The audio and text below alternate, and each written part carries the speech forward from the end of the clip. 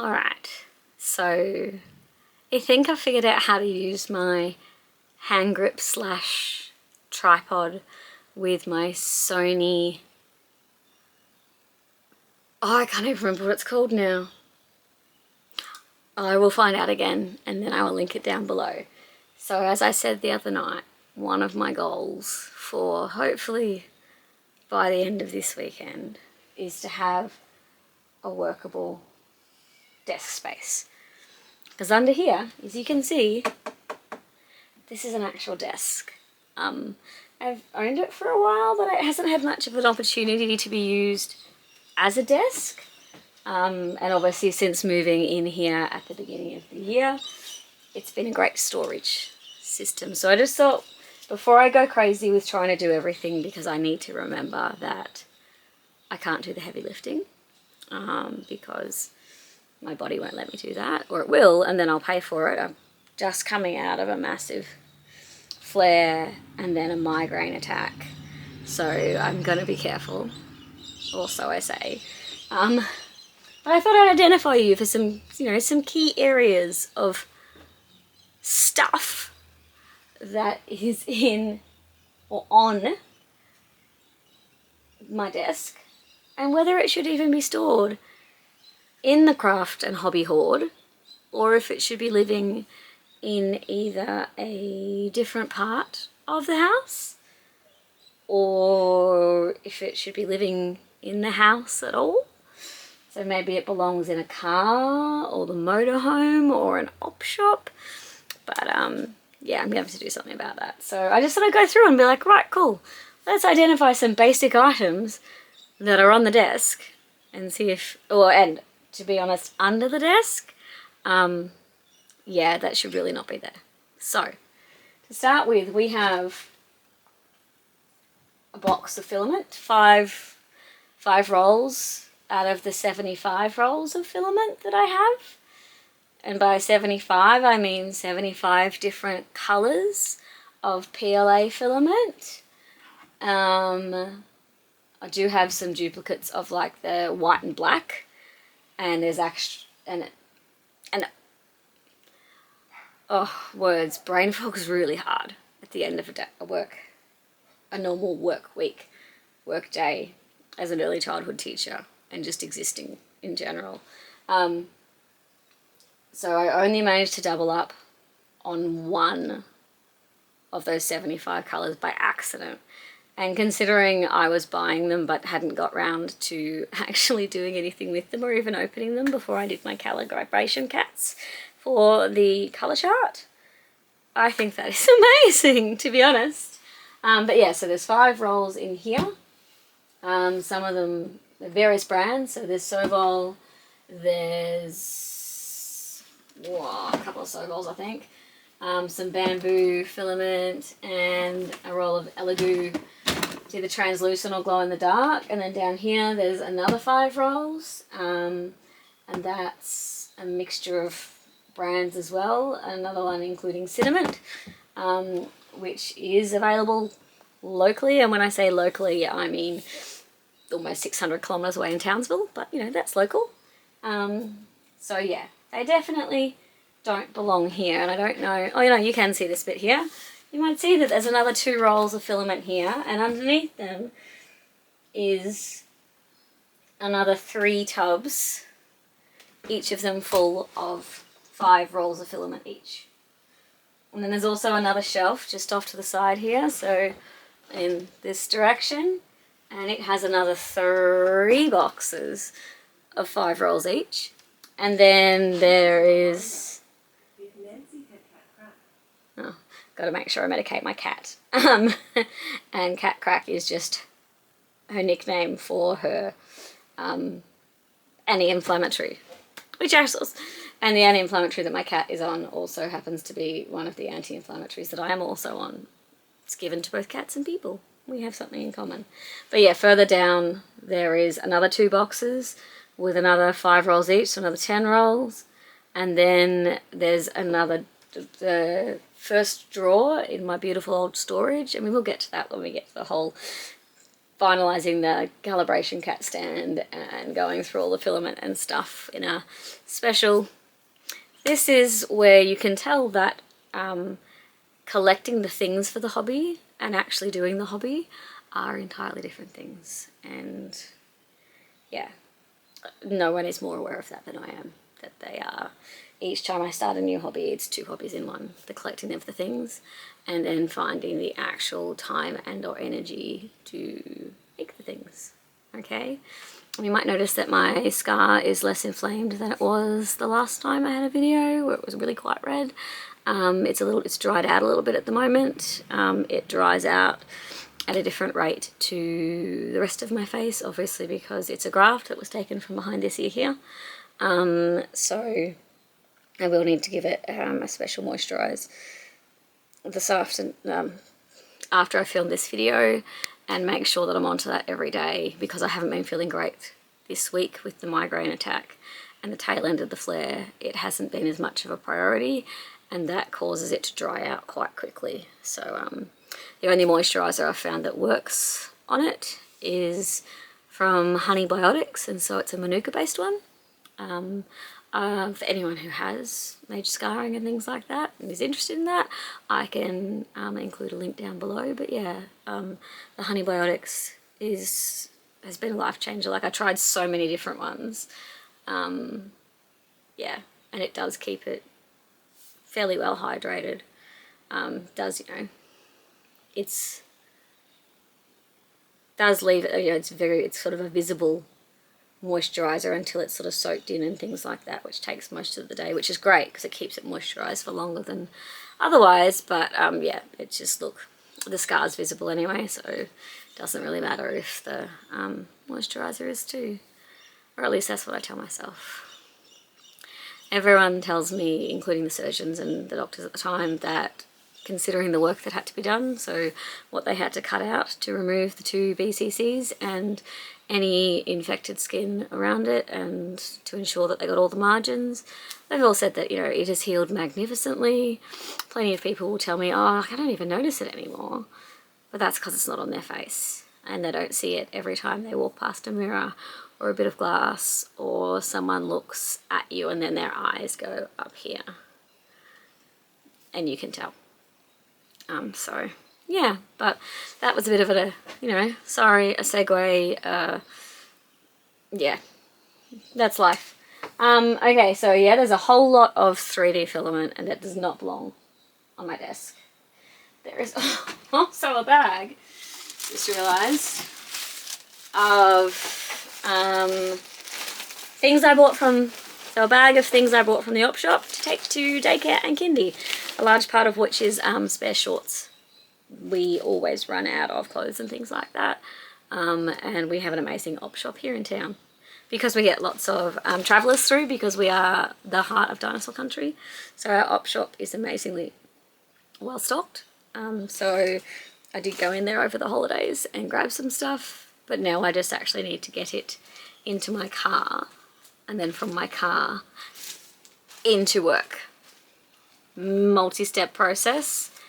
It's already been, I want to say, almost a month, so I kind of need to work on that, but you know, right, so that didn't need to be there.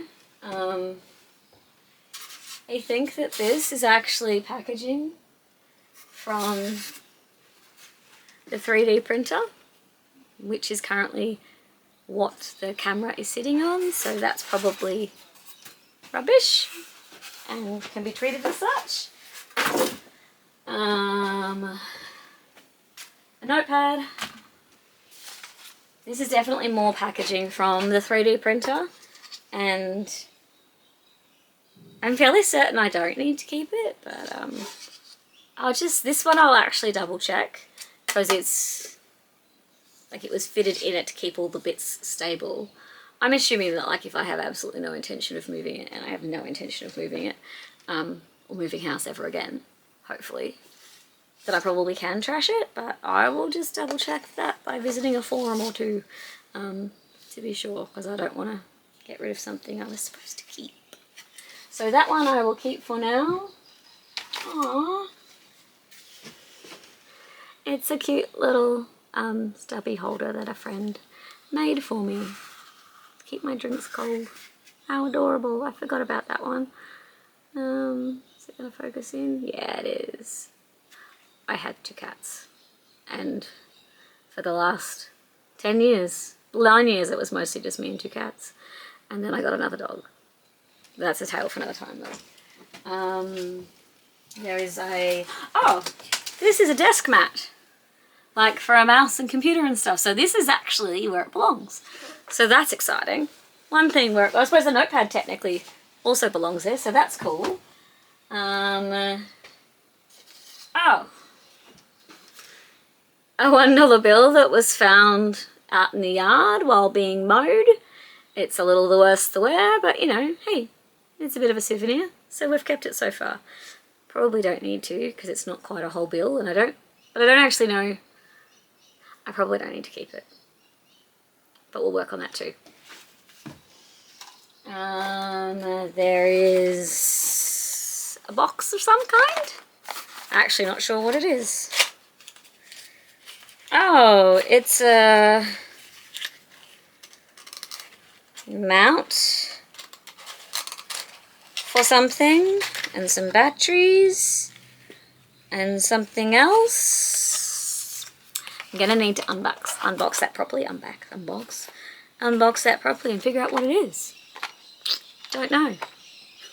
That goes in the I don't know pile.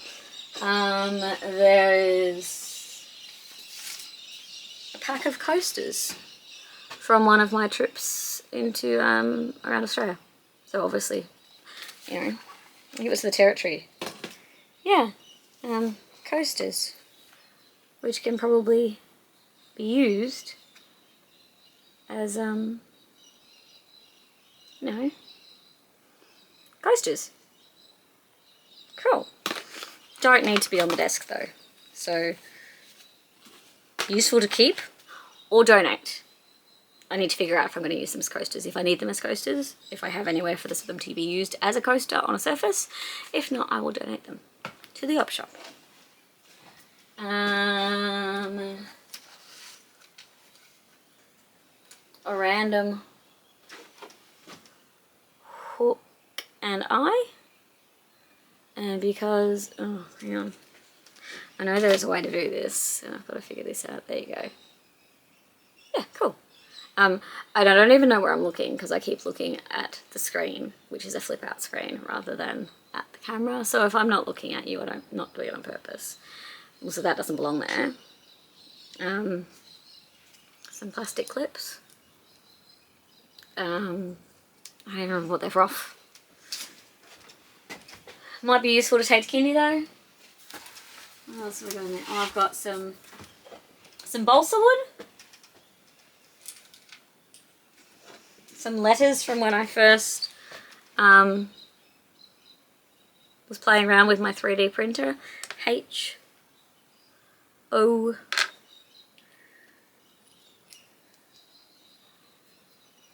A R and D. Hoard. Because I have a hobby hoard like a dragon, which I love the analogy of. Oh, these are some souvenirs from, it's a bag of souvenirs from Turkey. That I probably, oh, and has a mixture of other stuff in here.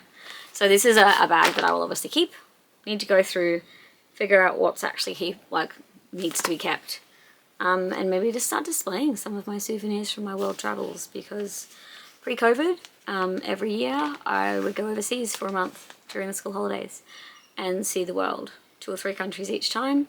The last country I went, so 2019, 2020, that New Year's, was India, and I haven't been overseas since.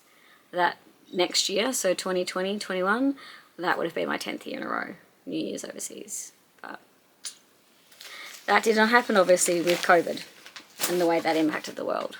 And then a bunch of chronic diseases that are now limiting my ability to travel. So, yeah, not great. What else we got? photo frame with nothing in it. I know I've got plenty of artwork from travels, photos from travels, etc. Photos of family, things I need to print probably and put on display. So it's obviously something that I need to do something with. So that's okay. It's not a terrible place for it to be.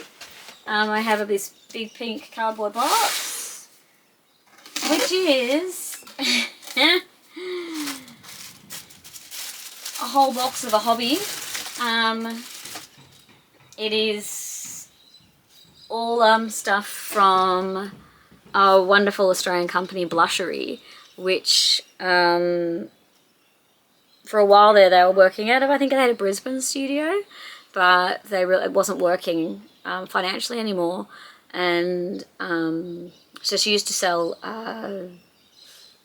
like polymer clay kits and all that kind of stuff, but it was that side of it wasn't working like financially anymore. She still does lots of lanyards and other beautiful stuff there. It's Brooklyn, I think, from Blushery. But I bought a bunch of stuff at her going out of sale? No, going out of stock, change of business plan-ishness sale, to add to my stash of polymer clay that I had already collected during, I remember it was year 1 or year 2 of COVID. So that's what that is. So that's in the right room, but should not be on the desk. So there's that. Does not belong there. But the desk mat does belong there. And notepad belongs there.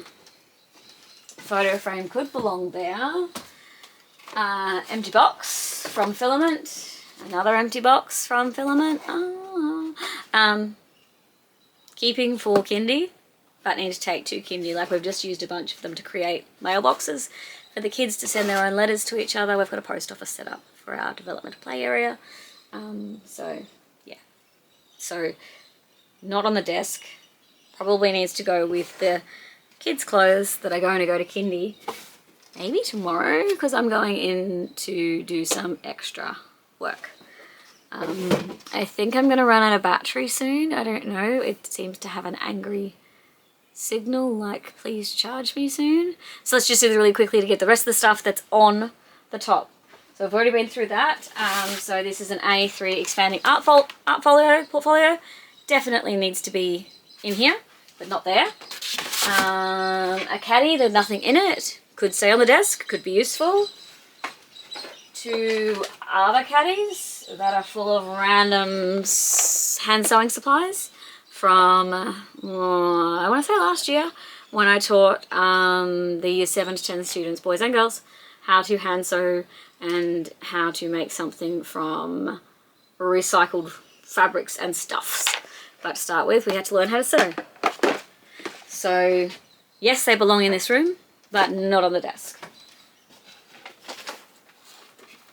The colour mixing companion, this is for, well, all colours and stuff, but I bought it because of my love of watercolours, which I also picked up during COVID and haven't done a lot with in a while because my hands have been not great with the rheumatoid arthritis and things. However, that belongs definitely in this room, but it should be with the watercolour stuff, which needs to find its own home. So, yep. Okay. Macrame Creator Pack that I bought when I bought, pretty sure I went online to buy this from Spotlight, and then Spotlight's like, hey, I've got these on special, would you like one? And I was like, okay, because I love macrame, and it seemed like a great way to get some different coloured cords and the other accessories and bits and pieces for a very low cost. So, yep.